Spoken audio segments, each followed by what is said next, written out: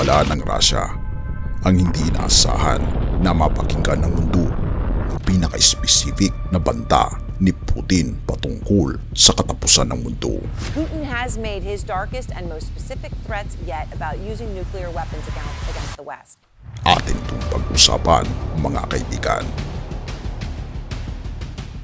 Kaya nga pala mga kaibigan, kung nais nyo mag-donate sa ating channel, ay hinihikayat kita na sumali sa ating membership club na kung saan mabe-benefit ka sa mga private chats, badges, gayon din makakatanggap ka ng ating free ebook na Steps to Christ. Ito ang isa sa mga pinakasikat na anti-stress na libro sa buong mundo ngayon. Salamat kaibigan sa inyong pagsuporta sa pag-join sa ating membership. At balik tayo sa ating topiko. Binabanggit sa isang balita ng CNN ang patungkol sa ginawa ni Putin ng pagkakaanunsyo ng pinakamadilim na babala sa buong mundo ngayon na talaga namang maapektuhan pati ang ating bansa. Binanggit kasi ni Putin ang isang pinakamadilim at pinaka-specific na banta tungkol sa paggamit ng nuclear weapons laban sa kanluran. At dapat nilang maunawaan na meron din tayong mga armas at alam nila ito, ika pa niya. Tulad ng sinabi ko, meron din tayong mga armas na kayang tamaan ang mga target sa kanilang teritoryo.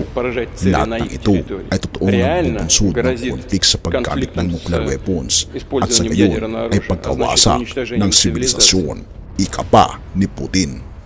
Binabanggit pa ng artikel, hindi ito maunawaan ng karamihan. Ngayon sa Outfront, si retired Lieutenant General Ben Hodges ang dating Commanding General ng United States Army Europe at tinanong ang general kung gaano kaseryoso ang bagay na ito sa salita na galing kay Putin. Sinabi pa niya, "Siyempre, kailangan mong seryosohin dahil hindi siya nag-aalala kung gaano karaming inosenteng tao ang maaring mamatay. At kung ating titignan si Putin, wala siyang pakialam kung ilan ang mamamatay. Basta maprotektahan niya ang kapangyarihan ng Russia. Wala rin sa bokabularyo ni Putin ang maawa sa mga taong inosente."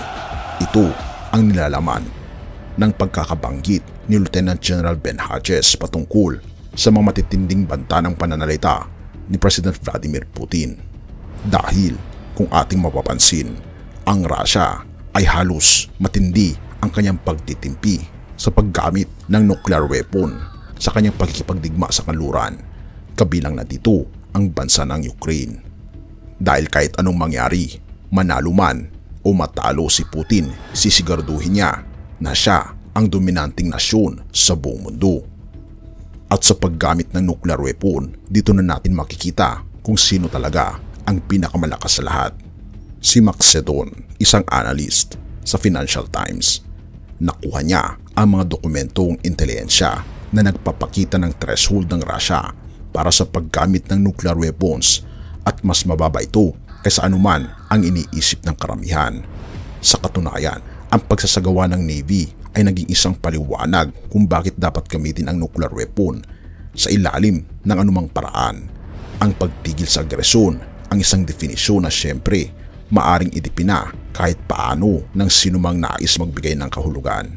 At dahil ang Russia ay halos nasa threshold na, ay gustong-gusto na nitong gamitin ang pinakamalakas na super weapon ng kanilang bansa. At dahil dito, pati ang mga mamamayan ng Russia ay hindi na halos sumasang-ayon sa mga gusto ng kanilang presidente dahil marami ang mapipinsala kung isusulong ng Russia ang pinakamatindi nitong armas laban sa kanluran. At kung magkakagayoy, pati ang Amerika, kabilang ang buong NATO at allies, ay kapansin-pansin na kakaiba na ang galaw nito dahil sa matinding banta ng Russia.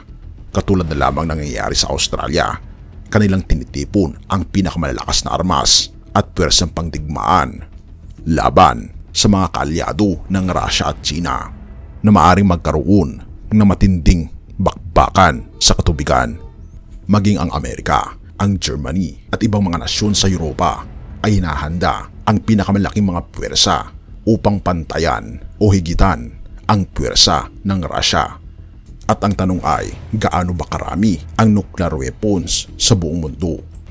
Binabanggit ng World Population Review, ang buong mundo ay mayroon ng mahigit 13,000 na mga nuclear warheads na nagawa ngayong 2024. At ang Russia ay may hawak ng pinakamaraming nuclear warheads na ito ay bumibilang sa 6,257 na nuclear weapons na pwede nilang gamitin laban sa kanluran. At ito ay sinusundan ng United States of America na mayroong 5,550 na mga nuclear warheads. Kung magkakaroon ng pagputok ng nuclear war ay malamang sa malamang lamang ang Russia. Isama mo pa dito ang matinding pagbagsak ng ekonomiya ng United States of America. Talaga namang nasa threshold at nasa bingit ng matinding problema ngayon ang mundo. Kung magiging dominante ang Russia ay talaga namang magkakaroon ng part 2 ang Nazi power sa panahon ng World War II. Dahil marami sa mga analyst ang kinukumpara ang power ni Putin sa power ni Adolf Hitler. Kaya nga naman mga kaibigan, tayo ay laging maging handa. Hindi natin alam kung kailan puputok ang giyera. Hindi natin alam kung ito ba ay matutuloy. Na binabanggit sa Mateo 24 na makakarinig tayo ng mga balibalita ng giyera. O kaya naman mga giyera na talaga namang mangyayari sa hinaharap. Kaibigan, ito na ang tamang panahon na tayo lumapit sa ating Panginoong Diyos. Dahil nakahanda na ang pinakamatinding challenge sa buhay ng mundo at wala na tayong oras. Ngayon ang tamang panahon na tayo ay lumapit sa ating Panginoong Diyos. Ang tanong ay, nais mo ba na ipasakop ngayon ang iyong buong puso sa ating Panginoong Diyos? Tayo manalangin. Ama naming banal, mga kapangyarihan naming Diyos, kami po'y lubos na nagpapasalamat sa inyo na bagaman nagkakaroon ng mga problema sa mundo, aming pong nakikita na ang natatanging solusyon sa lahat ng mga problemang ito ay walang iba kundi ang aming Panginoong Diyos. Salamat po Panginoon sa inyo pong mapagmahal na katangian at gracious Panginoon sa lahat ng mga bagay na kayo po pa rin ang may hawak ng susi ng lahat ng mga digmaan sa buong mundo.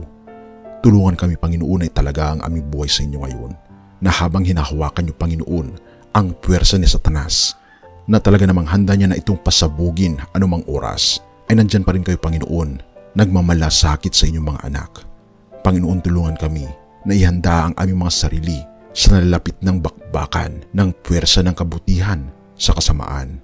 Panginoon, manaignawa ang kabutihan sa aming pagkatao na aming pong inaalay ang aming buong puso sa aming Panginoong Diyos lamang mula ngayon at magpakailanpaman.